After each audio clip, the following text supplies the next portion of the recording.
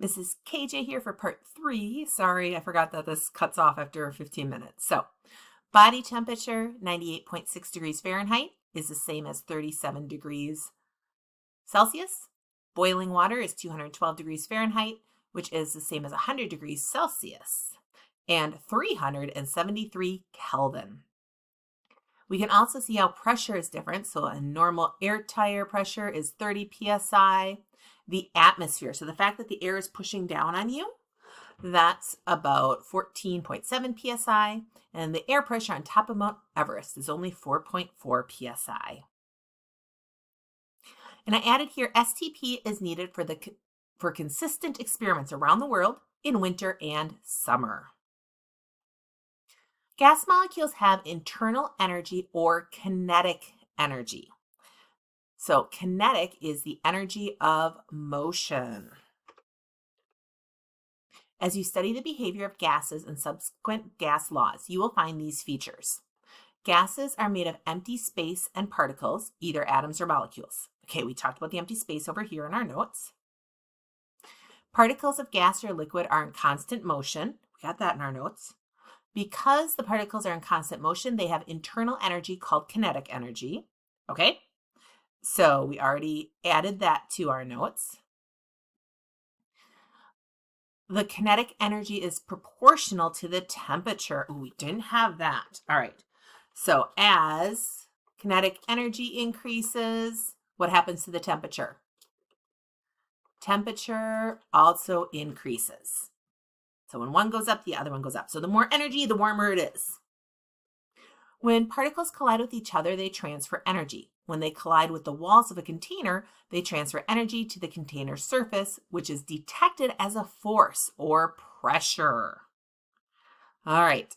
That's kind of a big, long one. Let's see. Let's copy it in our notes, see if we can cut it down a little bit. When particles collide, they transfer energy. When particles hit a container surface, it is detected as a force. So when particles or molecules,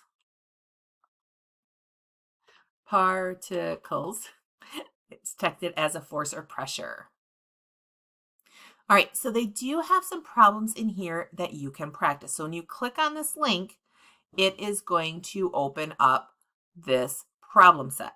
And then it has a solution key. So it says to do problems 3 through 5.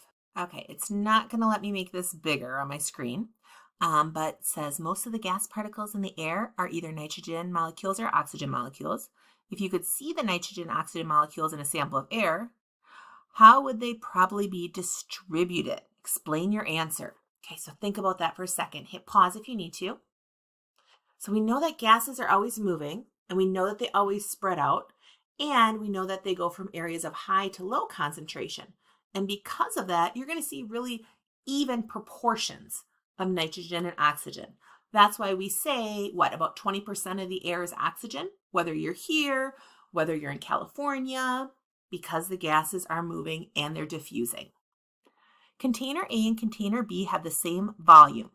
Container A holds twice as many moles. Moles, if you remember from stoichiometry, moles is the quantity. Like a dozen means 12. Moles means 6.022 times 10 to the 23rd atoms or particles.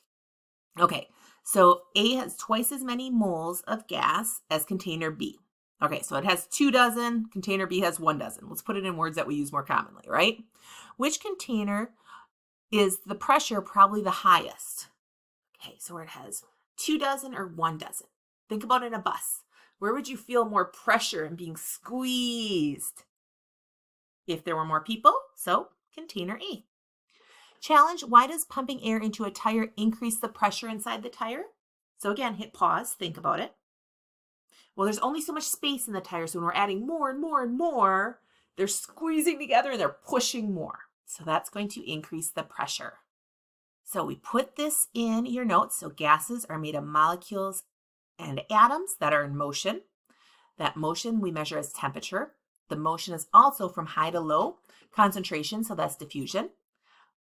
Atoms take up space, which is called volume. Atoms have space between them, which gives us our pressure, making them compressible. These are the basics of the behaviors of gases. Gases are made of empty space and of particles, atoms, or molecules. Because gases are mostly empty space, they are compressible. The particles of a gas are in constant motion. When they hit the walls of the container, they transfer energy, which is detected as pressure. Pressure is measured in pascals or kilopascals. Standard temperature and pressure, STP, is defined as 273 K Kelvin and 101.3 kilopascals. And as I was reading that, I was thinking, yeah, we got all that in our notes. Good, we did good. Here's kind of the review, and we got this. Volume is proportional to the amount of gas at constant temperature and pressure. At constant pressure, volume changes directly with temperature. At constant volume, pressure is directly proportional to the amount of gas. Gas particles diffuse from areas of high concentration to areas of low concentration. So lots of main ideas about gases. Oh, and remember, these were the big things too. As one increases, does the other thing increase or decrease? So this will be good things to look back.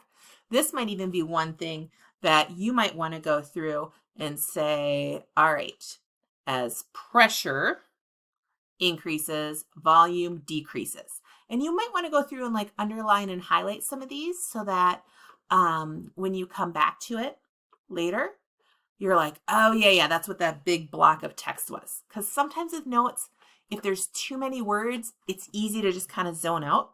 Or maybe you want to change them into different colors, right? Because all of this was kind of its own little thing, okay? And same thing, that's like why you want to bold your vocab words as well. All right, if you have any questions, let me know.